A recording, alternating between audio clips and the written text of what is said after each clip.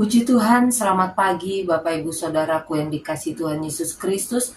Kembali pagi hari ini kita akan sama-sama mempersiapkan hati kita, kehidupan kita untuk diisi oleh kebenaran firman Tuhan. Mari kita tundukkan kepala dan kita akan berdoa. Tuhan Yesus, kami bersyukur saat pagi hari ini karena Tuhan masih memberikan kami waktu dan kesempatan untuk kami membuka hati buat kebenaran firman-Mu ya Tuhan.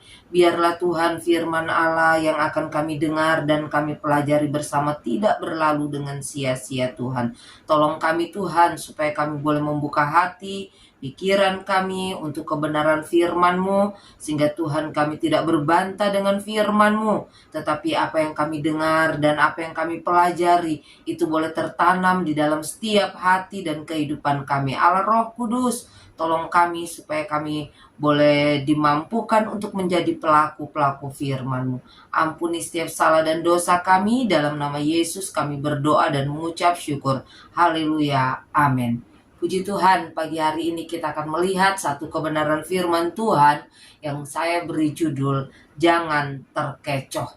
Dan kita akan melihat di dalam 1 Samuel 16 ayatnya yang ke-7, demikian firman Tuhan.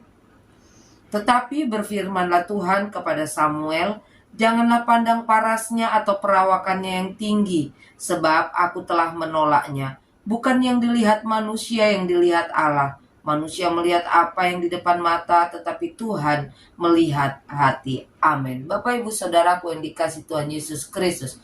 Suatu kali di Jepang ada seorang janda yang sangat-sangat sederhana memasuki sebuah toko kue yang mewah.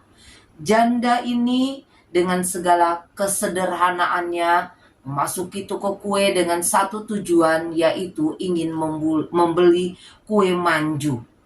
Dan salah satu pelayan yang ada di toko itu dengan sangat tergesa-gesa berusaha membungkus kue yang akan dibeli oleh janda ini dan berusaha dengan sesegera mungkin untuk memberikan kue itu kepada sang janda ini dengan satu tujuan, agar janda ini cepat-cepat keluar dari toko kue yang mewah ini. Karena dalam pemandangannya tidak pantas seorang janda yang miskin, yang sederhana berbelanja memasuki toko kue yang mewah itu. Namun belum sempat kue itu diserahkan, pemilik toko segera mengambil kue tersebut dan menyerahkan sendiri kue itu kepada janda.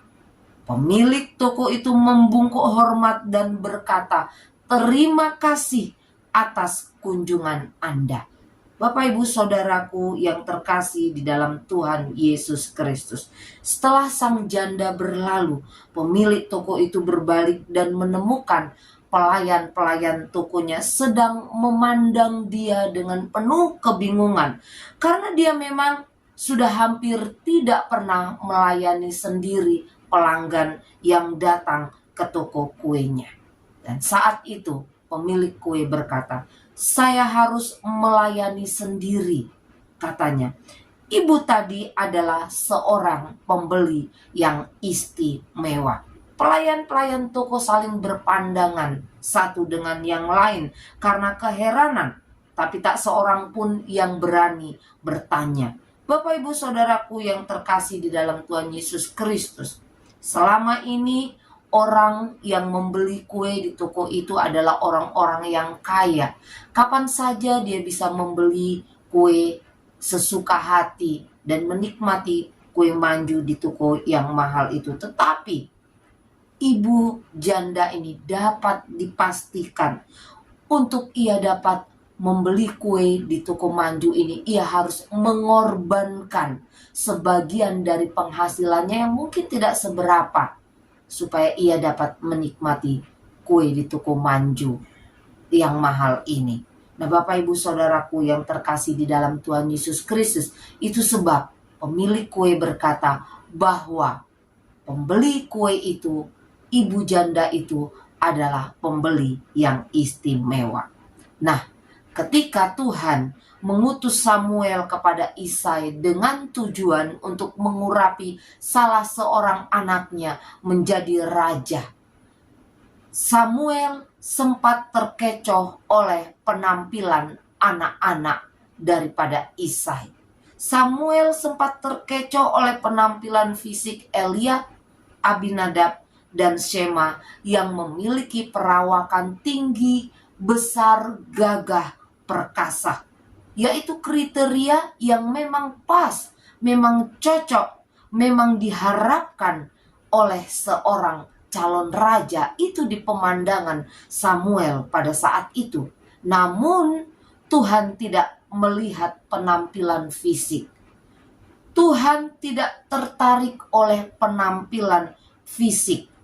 Yang membuat Allah tertarik adalah apa yang ada di dalam hati. Bagaimana keadaan hati kita?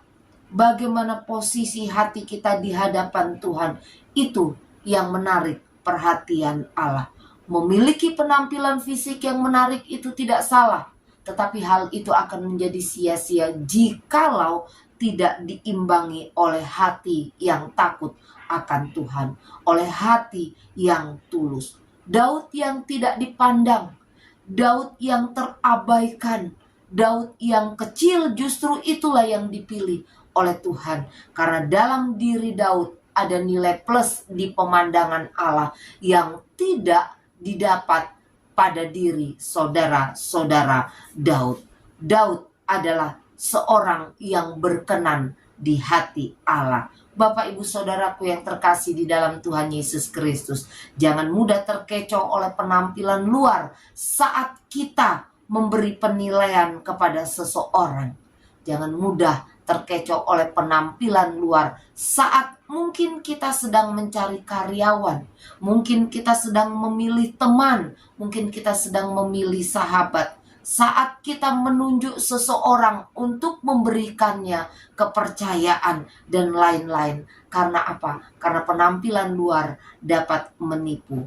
Jangan menilai orang hanya karena apa yang nampak dari luar. Jangan menilai seseorang lewat penampilan yang menawan.